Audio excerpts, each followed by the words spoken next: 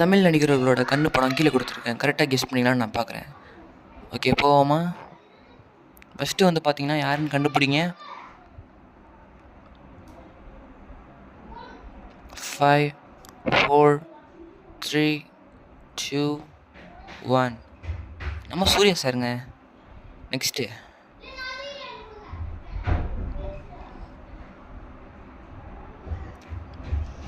5 4 3 2 1.